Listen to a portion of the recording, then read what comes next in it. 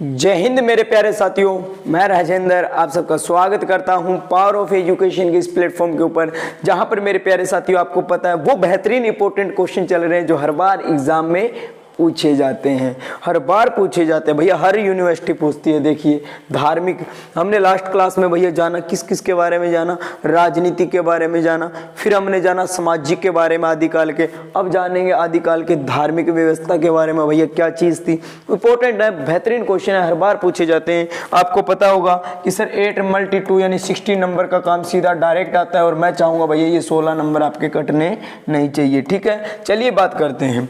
कहता है आदिकाल की धार्मिक परिस्थितियों का उल्लेख यानी उसका सार लिख दीजिए। तो करेंगे बात। कहता है इस युग में वैदिक और पौराणिक धर्म के समान बौद्ध और जैन धर्म भी अपने वास्तविक रूप को छोड़ चुके थे।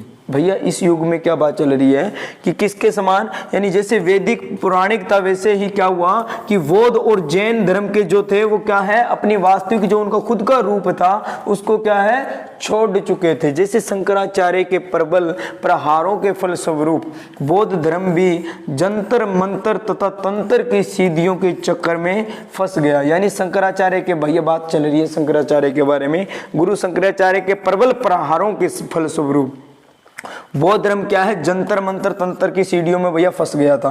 बौद्ध धर्म की क्या कहता है, बौद्ध धर्म वज्रयान, क्या कहता है बौद्ध धर्म वज्रयान, सहजयान, महायान और मंत्रयान आदि अनेक शाखाओं में बंट गया। यानी बौद्ध धर्म भैया, बौद्ध धर्म क्या है अलग अलग क्या है अलग अलग शाखाओं में बंट गया, 3-4 शाखाओं में। और वो शाखाएं क्या थी भैया, एक तो था वज्रयान, ठीक है, दूसरा था सहजयान और महायान मंत्रयान, इन 4 में बंट चुका था भैया।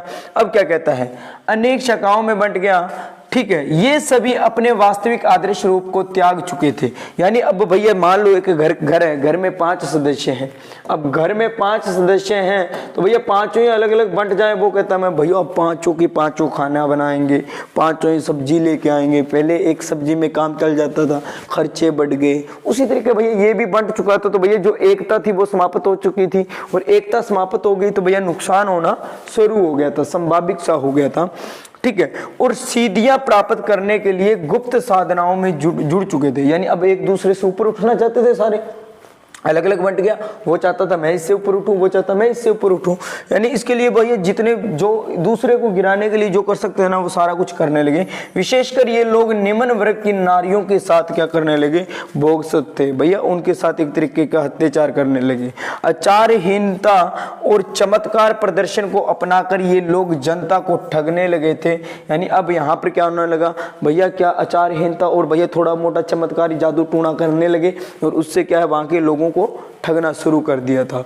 बौद्धों के अतिरिक्त वैष्णवों के 5 रात्र, शैवों के पाशुपत, कालमुख, कापालिक आदि संप्रदायों में भी बौद्धों का अनुकरण करने सीढ़ियों में जुट गए। भैया अब देखो बौद्ध धर्म के तो वो तो हुए थे बौद्ध वाले, तो उसके बाद में भैया ये वैष्णव हो गए, ठीक है। 5 रात्र, शैवों के पाशुपत, कालमुख, ये सारे के सारे भैया लग गए थे, अपने अपनी सीढ़ियों में जुट गए थे, ठीक है। शातकों में आनंद भैरवी, त्रिपुर सुंदरी, ललिताएं की प्रार्थनाएं होने लगी थी। भैया पूजा पाठ होने लगे अपने अपने को ऊपर दिखाने के जादू टोना चक्कर में।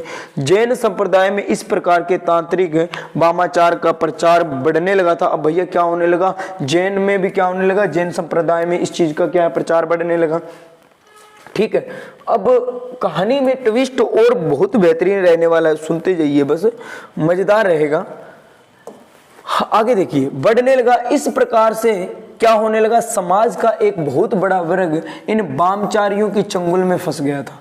अब यानी समाज जो था भैया, आम जनता जिसको इतनी नॉलेज नहीं होती, ठीक है, वो अब इनके चक्रों में आने लगी थी, फंसने लगी थी इनके चक्रों में, ठीक है।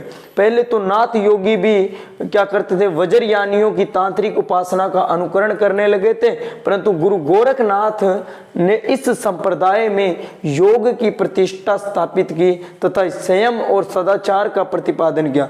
यानी भैया यहाँ पर क्या है, गुरु गोरखनाथ जी आते हैं और उन्होंने क्या है इस चीज से थोड़ा थोड़ा आम जनता को बाहर निकालना शुरू किया। परंतु तत्कालीन राजपूतों में अभी भी ब्राह्मणों और पुरोहितों का मान बना हुआ है, लेकिन आज भी क्या है, ब्राह्मणों में ये चीजें आज भी विद्यमान है अपने मतलब पूर्वजों की, ठीक है ना।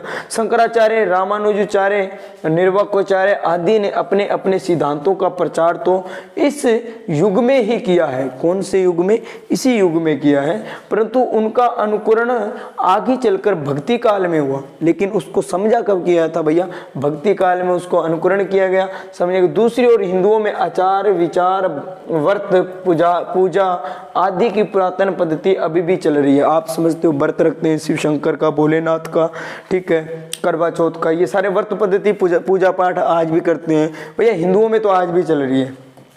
इसी काल में मुस्लिम धर्म का आगमन तो भारतवर्ष में हो गया था, यानी अभी इसी काल में, इसी समय में क्या हुआ, मुस्लिम भी भैया भारत में प्रवेश कर चुके थे, लेकिन इसका प्रचार प्रसार बाद में हुआ था। लेकिन इनके क्या है कि जब मुस्लिम आए भैया, मस्जिद वगैरह इतना नहीं था, इनका प्रचार प्रसार नहीं था, अब तो धीरे धीरे इनका भी खुद का भी होने लगा है। इस प्रकार आदिकालीन युग की धार्मिक परिस्थितियां भी राजनीतिक और सामाजिक परिवेश की तरह दूषित थी, ठीक है मेरे प्यारे साथी। उम्मीद करूंगा क्वेश्चन बेहतरीन है, सारे के सारे एग्जाम में कौन सा कब निकल कर आ जाए ये आप भी नहीं जानते, मैं भी नहीं जानता, क्योंकि सारे के सारे अपने आप में इंपॉर्टेंट रखते हैं मेरे प्यारे साथी। तो मेरी कोशिश यही रहेगी कि भैया जहां से भी क्वेश्चन आता है ना, आपका नंबर ना कट जाए, तो आपके लिए हर एक वो क्लास डालने की कोशिश की जा रही है, हर एक वो क्वेश्चन आपको अवेलेबल करवाने की कोशिश की जा रही है, ताकि आप उसका ज़्यादा से ज़्यादा बेनिफिट उठा पाओ। तो मेरे प्यारे साथियों, उम्मीद करूंगा अच्छा लगा होगा, समझ में आया होगा। अगर अच्छा लगा है तो वीडियो को लाइक करके जाना, और पावर ऑफ एजुकेशन को पहली बार विजिट कर रहे हो ना, तो पावर ऑफ एजुकेशन को मेरे प्यारे साथी सब्सक्राइब करके जाना। मिलते हैं नेक्स्ट क्लास में, तब तक हंसते रहिए, मुस्कुराते रहिए। जय हिंद, जय भारत मेरे प्यारे साथी।